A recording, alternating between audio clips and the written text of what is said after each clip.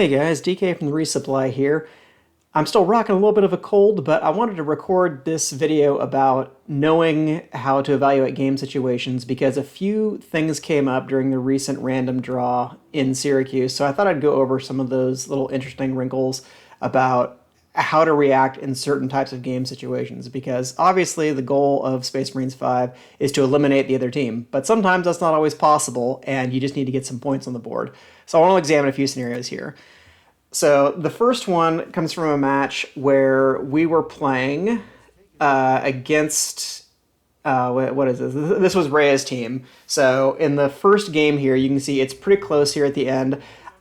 I felt like earlier in the game this probably should have been an elimination, but as you can see, or maybe not see because the scoreboard is really small in this situation, what we can have here is Strickfa and I are relatively healthy on lives for where the situation is.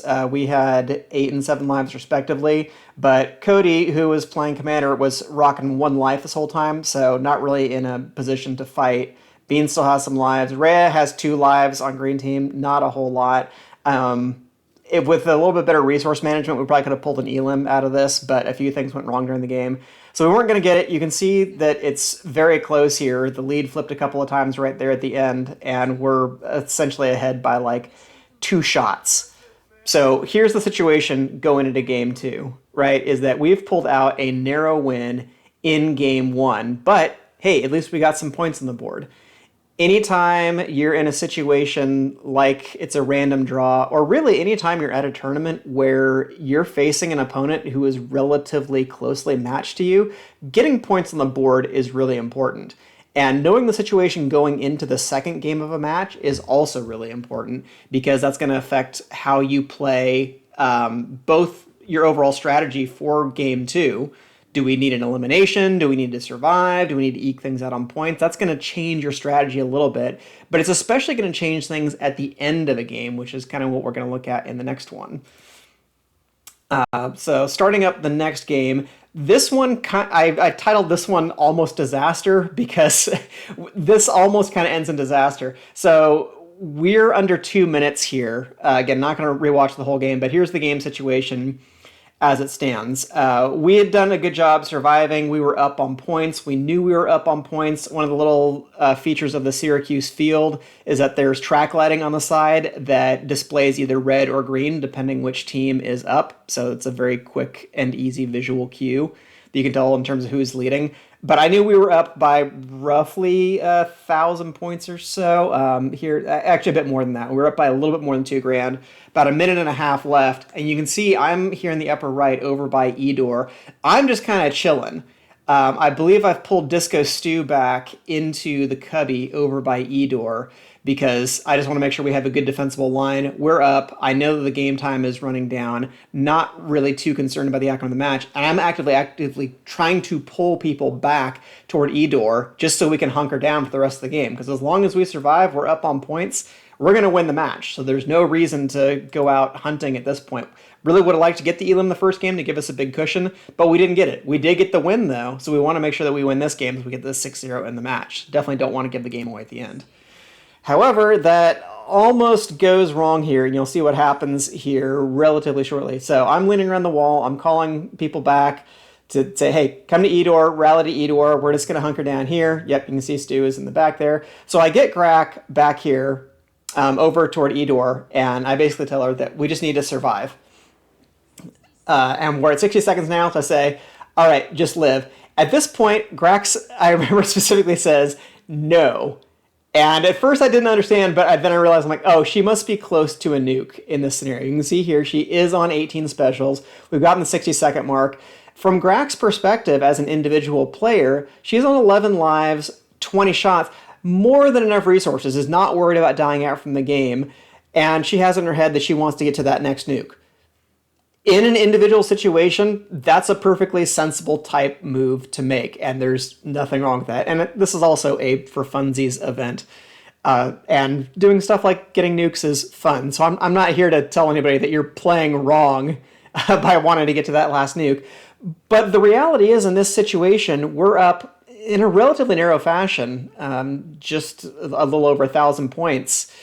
There's no reason to go out and do this. Like, going out and getting a nuke is fun, but we don't need that nuke. We don't need to do anything other than last out the rest of the game and maintain our lead in order to take this match. Specifically because this is the second game of a match, that needs to factor into the calculus here. If this were game one of the match, then by all means, I would probably be encouraging Grack to get that nuke, because that's going to be extra points we can put on the board, and it might give us the opportunity to eliminate the other team.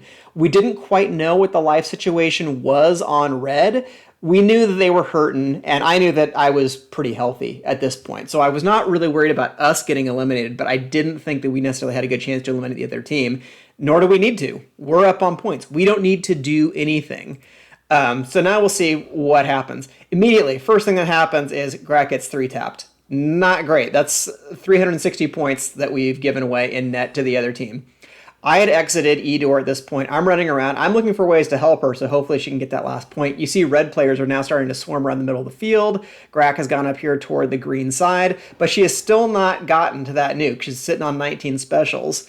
Hallinge is getting pretty close as well. There's less than 30 seconds. Grack still isn't at that nuke. She got put down again. Unfortunately, well, actually fortunate for us in this case, we get some movement. Cody puts somebody down. Ray gets put down again by Bagel, so the heavy puts her down. That's not a good situation. Hallinge now gets that nuke right here at the end. Manages to activate the nuke quickly, so that's not going to give Grack enough time to get back up. And you'll also notice what happens is that as I'm crossing the middle of the field looking around for Grack, Bagel missiles me right in the back.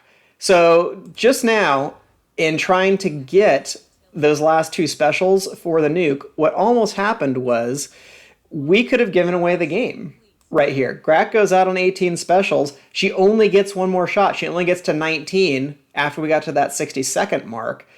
Hallinge actually caught up to her, manages to get the nuke herself, so she can then drop it, and Bagel missiles me in the back. That's a net gain of 1,100 points that we just gave away in the last 5 seconds of the game, when really there was no reason for us to do that. And I'm not putting this all on Grack's shoulders by any stretch of the imagination, but when I was telling Grack that we just needed to hunker down and survive and just to hang out at Edor, that's why I was saying that. It wasn't to say, hey, no, don't go out and get a nuke. That's perfectly a sensible thing to do, but it wasn't really the correct game call in this situation because we didn't need to take any of that risk. We still do end up winning the game. We end up winning this match 6-0, so good on us. It didn't turn into disaster, but right, that game ended up being way closer than it needed to. We're at 35 and change against 34-7, so I think we only ended up winning that game by about 400 or 500 points when we'd been up by a more comfortable like 1,800 or something like that going into the last 60 seconds. There really wasn't any need to do that.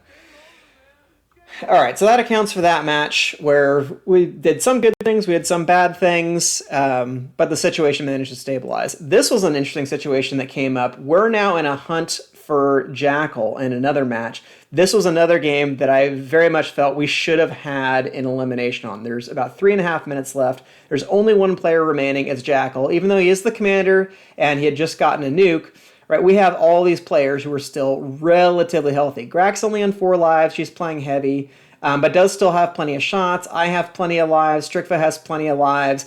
The rest of our team, not doing super healthy, but I still feel like we had enough resources. It was a 5-on-1 situation, 3.5 minutes left. This should be an elimination. But Jackal, through very clever movement, you can see he just ran past Foxhole, comes over, unfortunately activates the nuke before he goes into that cubby. And if you see what happened, as he's trying to run into that cubby, Grack comes along and manages to shoot him just as he's activating that nuke. That cancel, number one, hurts. Turns out to be pretty instrumental because, once again, we almost gave the game away. So as much as I might have been critiquing Grack's play in the previous game, the nuke cancel she got here turns out to be absolutely instrumental and very well might have saved us this game. So good on Grack for that one. Because we'll see what happens here going forward.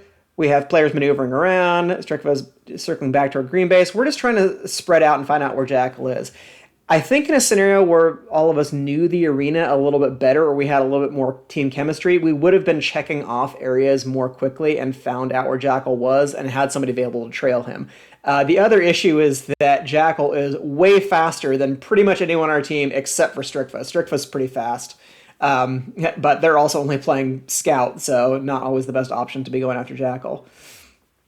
Jackal's now down to 11 lives, but has basically only lost 2 lives in the last minute. That's really good as far as surviving out the game. This had been kind of a crazy game overall. I think both Jackal and I managed to get 12 medic hits on the opposing medics in this game because we were just going all out.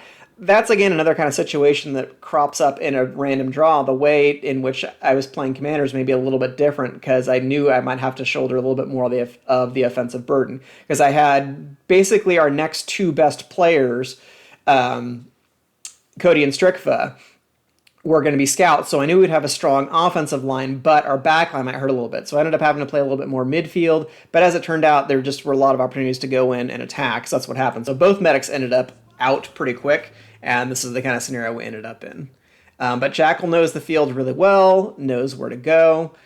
You can see now running back around to kill zone. There's going to be a couple really well executed plays here. We got people wandering around either base. I think this might be Strickfa who's coming around. So now we have good flanking that's coming over here into the area. You can see Jackal now exits kill zone, is going to be going back over toward green. So here's a scenario I think you can see looking over at kill zone. Let me back up just slightly here. After we get Jackal out of there, so here's Strickfa up here. So I tell Strickfa, I'm like, hey, go around to the other side, cut Jackal off before they can get over by the green resupply area and shoot up the field toward E50 and Dave's Cubby up in that direction to go back toward the red side. Make sure that we have eyes over there just so Jackal can't cross that axis. So when I tell Strickfa to go over there, I'm just hoping that they'll keep an eye out for where Jackal's path might go so we have a better idea. So that's why I'm telling them to flank around the other side. I think I'm going to come up through a green resupply here. You can see me going. So we rallied from there. All right, so now Jackal's taken back off. I tell people to cross over to the other side, so that way we have people going up either side of the field. I think that might be Strickfa going across the middle of the field there. So Strickfa putting on the speed. Jackal manages to shoot them once. Jackal gets another lucky shot. I put down Jackal again, but we're now at 1.5 minutes. Jackal's down to 7. So again, we really needed to track down Jackal a lot faster. And now, look what he's done. He's crossed all the way back to the other side of the field. Has ended up back at kill zone. So Jackal is just making a circle that obviously he's very comfortable with navigating around the field and has far more ease getting across to different areas than we do. So part of this, I think, was just a bit of field experience for the part, well, really of myself, Strickfa, and Grack. Cody obviously knows the field very well, but Cody's also a scout on 2 lives, so can't really be taking point on this one, but still does a very valiant effort in trying to help us out. So we're navigating back toward the green side of the field, a little bit slow, but sometimes it doesn't hurt to be deliberate. All right, flushed Jackal out, but Jackal here gets 2 lucky shots, puts down Cody, puts down Strickfa. Okay, now we're in a rough situation. Now we've gone from a scenario where we're in the lead trying to track Jackal down to get the elimination to now all of a sudden Jackal has taken the lead for the team and is now almost at another nuke after losing that one at the start of this video. So it's been a really successful last 2 minutes for Jackal, not so much for us. Managed to claw the lead back, but we have a single shot lead at this point. I know we are under a minute, so when I cross Foxhole and I see where my players are, I basically just decide at this point that we need to protect our win in this game. I had gone from thinking, all right, this should be an elimination situation too. We just could not track down Jackal quickly enough. He knew the field too well. We weren't able to execute what we wanted, but I did not want to give this game away when I felt like we should have had the win. So I decided we're just going to pull people back into Foxhole. I circle around, I see my other players, and I'm like, hey, come to Foxhole. So I'm telling Grack, rally to Foxhole right now. So I pull her back. I say, hey, keep your gun pointed up in this direction. I call Strickfa back. Strickfa is first kind of looking across to set a second angle, and then I tell them, no. So look what we're doing. Put your face in the same direction as us. Squat down. Keep your gun pointed in this direction. My entire goal at this point is just to set up a screen so that should Jackal come looking for us, or should Jackal happen to wander by, he's going to have 3 guns pointing at him immediately. So people will recognize this as a wall formation. which some people have nightmares about. And this was not a situation in which we walled because we needed to survive. We walled because I don't want Jackal practicing guerrilla warfare against us and getting a couple of cheeky shots and then taking this game away from us. I knew that we had a lead, and it was really only a one-shot lead because I had just heard it flip recently. So I'm like, all we need to do at this point is protect the game. I want to get those 2 points on the board, especially at this point in the tournament.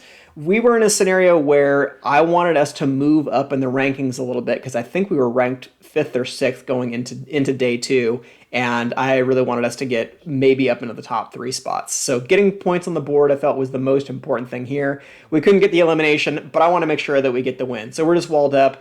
Jackal is, I'm pretty sure, hiding over here in Bumblebee, just looking to survive. Yeah, he did. I think he's crossed right there, looking for another shot, but doesn't get anything on that end. And I certainly didn't want to be in a scenario where we're going to do something like give a nuke away to Jackal or something like that. So we get another really narrow win in game 1. Now we're looking at game 2 of this same match. So I knew that we needed to be up on points in game 2. It was essentially a stalemate, because one tag either way was going to give the team that game. So for all intents and purposes, it's tied. Anybody can win with a narrow win in game 2. So neither team really needs the elimination, but green team definitely needs the win. So green at this point, knowing that there's only 2 players left, really should be on top of us as much as they possibly can be. Cody is at 8 lives, but a not very healthy 11 shots. I'm at a not very healthy 5 lives, especially for a scout, but I have plenty of shots. So my hope here is to set up a second angle so I can at least maybe take 1 out of a 3 hit before they go head-to-head with Cody. So I'm going to be worried about tracking where Fox is a lot of the time. But they also have Slaughtermelon on ammo, who effectively has been their scout in the situation. They have Eva Mike, who is a newer player, but you can still put him in a defensive spot. So really, at this point, Fox and Slaughtermelon need to be taking the lead and making sure that they track us down and get that elim, because they're going to know from looking at the wall that they're down in this game, and I'm pretty sure the field announcement that is going to come in at some point saying that we're up by about $2,000. So green needs to hustle. They probably need to eliminate us to win. You can see walking around here, so Evo Mike's kind of moving pretty carefully. I'm over here by red target. I get a couple of good cheeky shots here at the start, and maybe this is why I selfishly decided to start cutting the video here. But Fox tracks me down. Fox is not going to let me just attack with impunity, so it takes one of my lives off. I'm down to 4. I have to run away after that nice sequence. Cody is getting close to another nuke, so that is certainly going to help our situation. Is if we can get one of these players off of us, we're now in a scenario, as long as Cody can get this nuke off, that we can drop Slaughtermelon out, and that gives them a lot less to work with, because then it's basically just going to be Fox fighting us. So Cody does a good job, again, maneuvering, but is running real low on shots, now down to 7 and 4. You can see that I pull into this cubby over here by Bumblebee. Both green players over here are by red target, so I'm basically just hoping to set up in this corner, hoping that they're going to walk by my location. Maybe I can get lucky and get a couple shots in the back. Cody is going to go ahead and nuke. Oh no, maybe that wasn't me going into Bumblebee because nobody popped in. So Cody does get that nuke off. No, that is me. That is me back in Bumblebee. So I guess I was still on my safe time. So again, I set up thinking that they're hopefully going to come past. If they look for me in Bumblebee again, I didn't think that they came past this point. So my hope is that they're going to cross us access. Maybe I can get a lucky shot as they go past me into Edor. I feel like a lot of people sometimes forget to check this little spot above the Y. So I've had some success there in the past. And hey, if it works, use it. So I do manage to get a shot there. I run out as quickly as possible. I'm down to my last life. You can see me sprinting past Foxhole. I'm looking to get away. I need to get as far away from Fox as humanly possible. I have not heard the 60 seconds left. I really don't think I'm going to survive this game. But again, I hope to be in a situation where I can maybe draw someone away from Cody, where I can buy him a little bit more time, and where maybe I can just get one in Fox's back, move away, and at least make him a one hit for Cody in that kind of scenario. So Fox moving very carefully, checking all the corners, checking Foxhole. Cody manages to get one into Evo Mike's. That puts him on 1 life. So really, we're at a minute and a half here, and I'm not going to pick on Fox here for not sprinting. Fox doesn't sprint. Even when he was a much younger man, I don't usually see Fox running at a running clip, but really do need to hustle in the situation. If Green wants to win this game, they need to be pulling out all the stops because they know there can't be that much time left. We haven't heard the 60 seconds left, but you know there's only 2 players left. You got to go. This is the opportunity for the commander to be utterly heroic, to pull out as much as they can. Taking out 6 lives off an opposing commander in a minute and a half is actually a lot harder than it sounds, because bare minimum, that's 48 seconds that you're going to have to wait just in terms of their reactivation time. And that assumes that you down them again immediately. So that doesn't leave you a whole lot of cushion. So not a whole lot here, I think, going to happen. We do see Cody, again, getting another fight with Fox here. That ends up taking the last of Cody's shots. So now he really can't do much of anything. I think I pulled back around here on green target, just hoping to circle around, maybe set up a second angle, but I'm getting out of there. Fox is now patrolling back around green base. I think I had heard him coming. Yeah, I pull out past Foxhole. When I hear the 60-second mark, I just try to get away from, as far away from where I knew Fox's last location to be. We did manage to get Evo Mike out. From what I recall in this game, I just hung out over by Dave's cubby and was just praying that nobody found me. It was probably one of the longest 60 seconds of my life. I knew Cody was still in, but I had had some contact with him earlier, and I knew that he was not doing well on shots. I can't really help anymore. I only have the 1 life. Just in case anything goes wrong, I'm going to try to survive as long as possible. Down the last 30 seconds. Fox is checking over my red target, so he's not anywhere close to me. Again, now it's not possible. We're not going to be able. He's not going to be able to finish out the game. So we are going to be able not just to stay off elimination here, but to win by a little over $4,000. And since we'd won the first game as well, that means that we're going to take this match 6-0 as well. So again, a situation where green team really needed to feel the urgency. Having lost game 1, they either need to find a way to get up on points or to pull off that elim in the last couple of minutes. And I don't know if they had the full sense of urgency that they needed. Okay, last one, since I've now critiqued plenty of other players. Now let's explain why I am a bad Space Marines player, because I get my nuke canceled here in the most humiliating way possible. So we're at about 2 minutes left. The teams are relatively balanced here, because even though we have way more lives, they are almost all on myself and Discos too. The real bad scenario for us here is that Grack is only on 1 life. So unfortunately, she can't really contribute to the offense of us trying to crack the backline of the team. I knew at this point that green was hurting. We were getting to late in the game, that a lot of them did not have a ton of lives, and I still had plenty of lives and shots. So my whole priority was getting to that next nuke, hopefully knocking out a couple of them and getting us into a situation where we could start mopping them up. So you can see here, it doesn't look too bad. I got plenty of lives and shots. I'm up to 16 specials. I'm 6 ahead of where Slaughtermelon is right now. Doesn't seem like things are looking too bad, but appearances can be deceiving, mostly because I did not play this very well, and I'll explain why in a couple of different reasons. You can see here, green is actually set up in a pretty good formation. We can see that a little bit crossed back here. I believe Jackal is in the back part of Edor as well.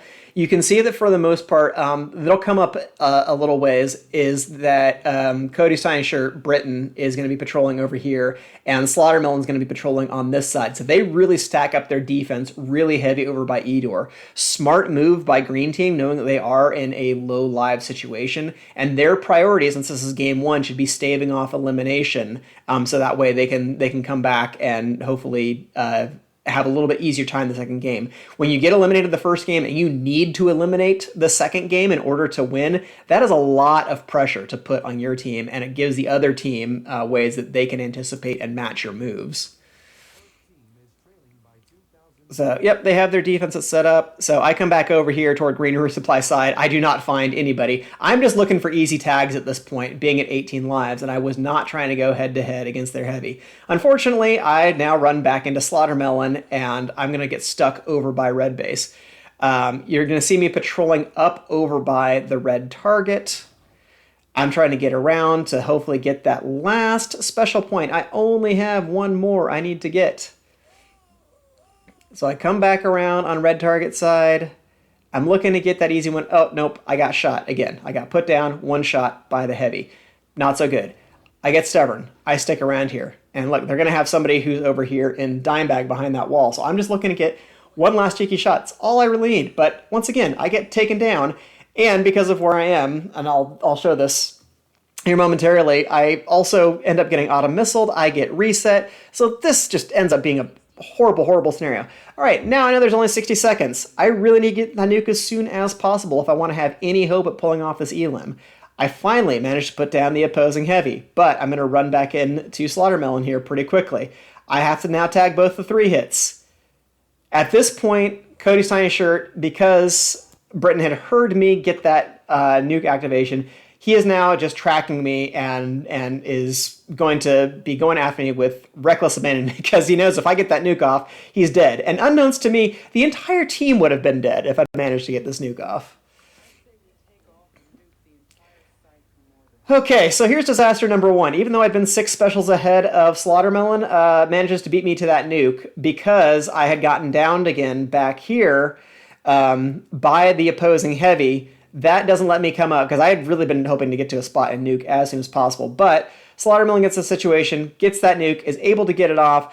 Not only does that put me down, it also eliminates Autumn and Grack from the game. So that is going to be 2 less people to help guard me or to get a cheeky cross shot on the heavy who tries to come get me. So now it's just down to me and the 2 scouts. I'm looking for any safe avenue I can possibly find to get this nuke off. I run back over toward green side. You can't see where I am because I think I must sneak past the camera in a little zigzag over here, but I'm basically sitting right behind this wall over by green target. And as to why I chose that particular spot, it was mostly just because it was as far away from where I knew the enemy heavy was the last time that I saw him, but it probably honestly was not the best spot to do it. Yep, you can see exactly what happens here. The video ends up being a little bit delayed relative to the scoreboard, but you see if I back up a little bit here, what's going to happen is Britain knows exactly where I am, is going to be able to run right through kill zone and get that shot on me. Yeah, he gets it right there. So a little bit delayed as to where the game was. So at the time, I was annoyed. I came back here. You see now Slaughtermelon's going to come back over. I'm going to end up fighting with him at the end of the game. They don't have any shot at eliminating me. And at the time, I was upset I got the nuke canceled, but I kind of thought, it is what it is. I knew we were up on points. Okay, at least we won game 1. Hopefully we can get things going in game 2, and it won't be that big a deal. That was until I came out and I had Cody tell me that, oh yeah, if that nuke goes off, you eliminate the entire team. I felt really, really, really bad after this. I honestly was so dejected I had to just kind of sit down and sulk for a few minutes because I really felt that I had let my team down by doing that. Not just a personally disappointing play for me, nobody likes getting their nuke canceled, but I really felt like I had screwed up and that we might lose the match as a result of that, for us not getting that elim if we got unlucky in the second game or something like that. So even though we win the game, I feel awful in that scenario. And I had people trying to console me afterward and saying, there wasn't anything you could have done in that scenario. They were all over you. Slaughtermelon and Britain knew that you had a nuke. They were going to track you down. They were going to try to take you out no matter what. Nothing you could do in that scenario. And I would probably tell a newer player that as well, that, hey, that's just a rough break. You got kind of unlucky. It happens. However, much like Admiral Kirk in Wrath of Khan, I do not believe in the no-win scenario. I think this could have played out differently. Not because I got my nuke canceled by being where I was. I think that probably was not the best place to nuke, but also just because I didn't have to be set up where I was. So let me switch views over here and we'll take a look at what's going on. So here's roughly the situation when we were at about the 60-second mark where I'm at needing my 19th special. I'm over here at red base. I don't know the exact position of everybody, but I know Slaughtermelon is somewhere over on this side of the field near Edor. I think he might have crossed around to this side. But in any case, Slaughtermelon is somewhere over on this side. I know Britain is basically holding an angle here because as soon as I cross this axis, he bops me a couple of times. So that's not a good place for me to be. Autumn is over here, over by red reload. I had crossed her at one point. I initially kind of took a position close to her just so she could reset my shield since we didn't have our medic out. I don't remember exactly where Grack was, but she was not in the action because she was only sitting on 1 life. So I think I had told her to kind of hunker down over by Dave's cubby, just so that way she has the long shot and she can protect our access to the field. And hopefully if anybody crosses that, she can at least get a shot on them before they do anything else. Strickfoot was moving around somewhere. I think is trying to get back over to support us, but doesn't want to run into Slaughtermelon. So Strickfoot's, I think, moving in this direction of the field, trying to get in. Disco Stew, I know at one point, is kind of playing around behind here, trying to get some lucky shots. He does end up going into Bumblebee at one point, but unfortunately, Caleb's able to come back in, shoot him, and I'm pretty sure that's what gives him his 20th special. So just kind of needed him in a holding pattern. So again, the mistake was not nuking where I did. The mistake was not like getting my nuke canceled per se. The mistake was being set up where I was at the time, because this is maybe the worst possible position I could have taken. Why? Because here I don't have a lot of good avenues of escape. I basically only have one way in to attack this way, so the heavy only is facing one direction, and even if I go out this way, there's still a lot of visibility in this corridor and in this corridor for where I'm going to be. So where I needed to be was over on this side of the field. If I'm on 19 specials, and I especially do not want the enemy to hear me get that nuke activation, I need to be floating sort of in this area. I need to find someone else on my team to back me up in the scenario where after I get the 20th special, they can potentially shoot somebody who comes past me. So I needed to find Strickfoot, or I needed to find Disco Stew, or I needed to tell Autumn to get moved at one point. So that way I have a little bit more free access. So if I could have just come over here, gotten a cheeky shot either against Lilbit or Slaughtermelon or Jackal or wherever Ebo Mike was, because I think he was hanging around the teacup here somewhere. But the absolute last thing I want to be doing is going head to head with the heavy. But what do? And I didn't just do it once, because Brim puts me down here. I know where he is. I came back here, and whether fatigue or just being stupid, you don't think of things in the moment, I hang out there and I go for another shot right there. I get put down twice in a row. So silly of me. And especially because of where Autumn is, now Britton has the easy reset. So puts me down, goes over here, Autumn had been down, gets the missile on Autumn, I'm back over here, is able to swing back, reset me again, and I think at that point I just told Autumn to get out of there, because why not go ahead and blame another player for my own stupid poor performance. I wanted to clear out that area, so that didn't help. I eventually get that last shot. I take off as quickly as I can, going through down the other side of the field, trying to get over here, but essentially Britton's on my tail the entire way. He sees where I go. This was about the same moment as I crossed the center axis over here that Disco Stew had moved over into Bumblebee. Slaughtermelon gets the shot. Slaughtermelon, I'm pretty sure, comes over here somewhere near Cuckoo's Nest, gets that nuke off. That means no more Grack, and it means no more Autumn. So now it's me and my opposing and my other two players. I don't remember exactly where Strickfoot was. Disco Stew is all the way on the other side of the field. I'm desperately running around over here trying to get my nuke off. Britton knows in general where I am, wants to make sure I don't circle around back to the other side of the kill zone, so I'm hunkered back here trying to get the nuke. Britton comes over here, gets the nuke cancel easy. I kind of felt like maybe if I had come around over into this cubby, maybe I could have survived it, but given where Britton came from, if I'd cycled back into one of these cubbies, he might have been able to see me even more easily. So again, the mistake was not getting the nuke canceled when I did. The mistake was maintaining this position over by red base, which was maybe the worst possible location to be in. I should have shifted sides. I should have tried to get other people aware on my team of what the scenario was going on. I knew we were up on points, but I really wanted to get that elimination. I just got a little stubborn, wanted to get that 20th special point, and much like we saw in that second match, that second game that I went over, where you're trying to get to that last nuke in the last 60 seconds, I basically screw up and almost give away the game and almost give away the entire match. We did end up, as I recall, losing that match, but we managed to come back and I think beat this team in the 4th place match. So we got some redemption the next day, but that was mostly just a combination of lucky factors. So a lot of things that I've talked about in this video, they may be super obvious to a lot of players, and if so, sorry for wasting your time, but I don't think these were necessarily obvious for everybody because I kind of had to explain some of the moves to people on my team. So if you're a newer player and just evaluating scenarios over how you protect the game, how you protect a match, and how to think about and break down play differently, don't get into your head, there's nothing we could have done in this situation.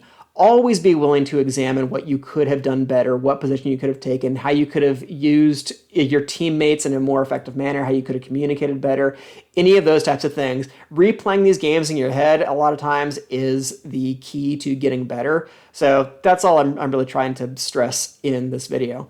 In any case, thanks for watching, folks, and I'll talk to you again next time.